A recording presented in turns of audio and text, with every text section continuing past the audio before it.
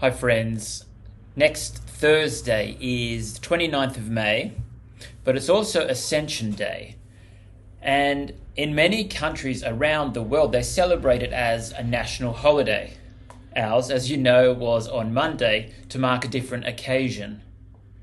But it may not only be celebrating Ascension Day that's fallen off our radar.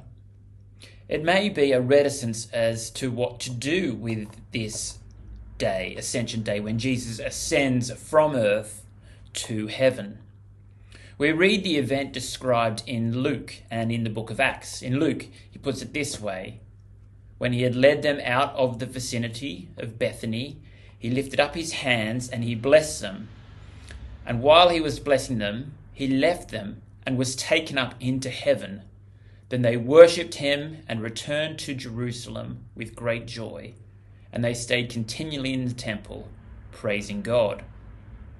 But we also say it in our creeds. For instance, the Apostles' Creed says, on the third day he rose again. He ascended into heaven, and he is seated at the right hand of the Father.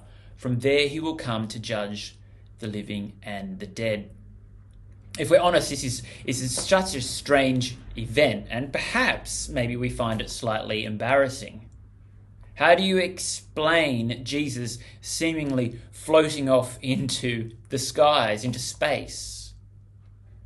But however embarrassed we might be about it, well, one of our greatest theologians in history, Augustine, was far from embarrassed. In fact, he said it should be the greatest of all Christian festivals. He writes, unless the Saviour ascended into heaven, his nativity would have come to nothing. Well, if it is this important, how are we to understand it? Why does it matter? Well, I think we can understand it through thinking about what happened, where Jesus is now, and what he's doing now. And we can see that that's good news. Well, what happened? Well, as Christians, we worship a man that we cannot see with our eyes.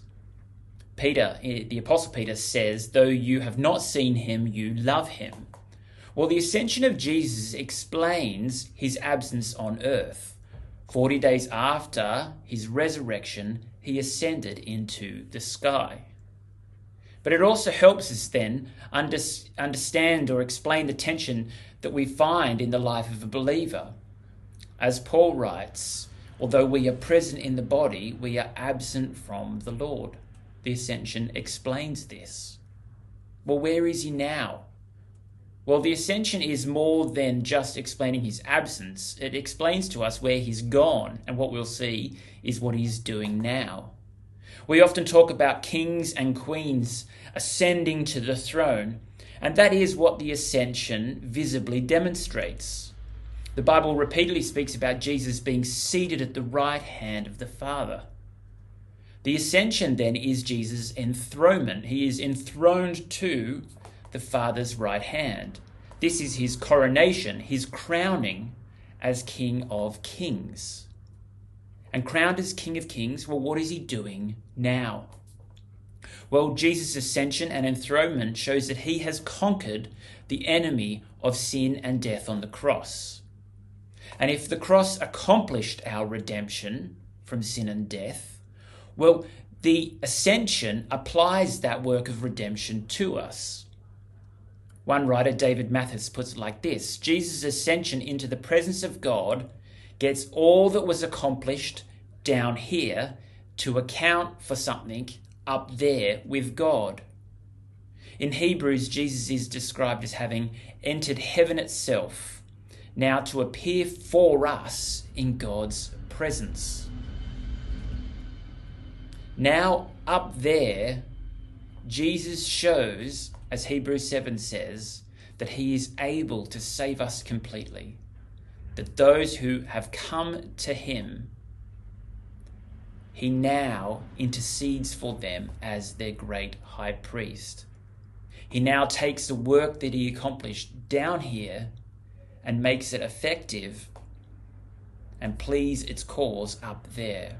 That's why we confidently sing, before the throne of God above, I have a perfect plea, a great high priest whose name is love, who ever lives and intercedes. So why not come and celebrate Jesus' ascension with us next Thursday, 29th of May at 6 p.m. at the Minster. Hope to see you there.